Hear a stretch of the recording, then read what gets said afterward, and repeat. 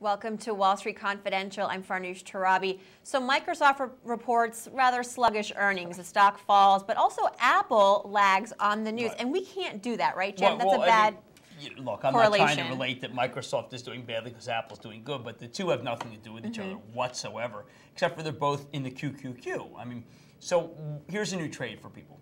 When you see Microsoft, when you see a major let's say semiconductor name or software name bring down the NASDAQ, or an Amazon bring down the NASDAQ, think about Apple, because Apple really has nothing to do with these. Apple is a product cycle story. iMac, off the iChat, it's a product cycle story.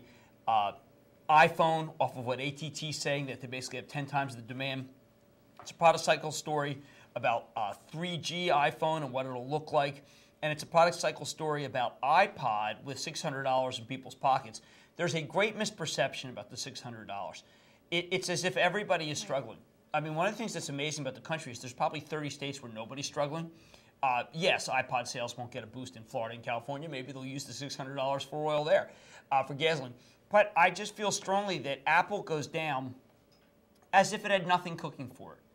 And yet it has more cooking for it than almost any stock I know. So I want to recommend that people buy Apple on any weakness. All right. And I remember yesterday we were talking about Apple. You said you can't wait for the quarter for Apple because you know what I mean. And so why wait for someone else's quarter for Apple? I like a story that's a 2009 story. I don't have a lot. I mean, maybe Union Pacific is, maybe it isn't. Maybe IBM is, maybe it isn't. Maybe Raytheon is, maybe it isn't. Microsoft isn't, right? I mean, maybe they pay up for Yahoo, maybe they don't. Intel only if AMD goes under. Apple, in control of its own destiny. Sure. I don't have any other company in control of its own destiny.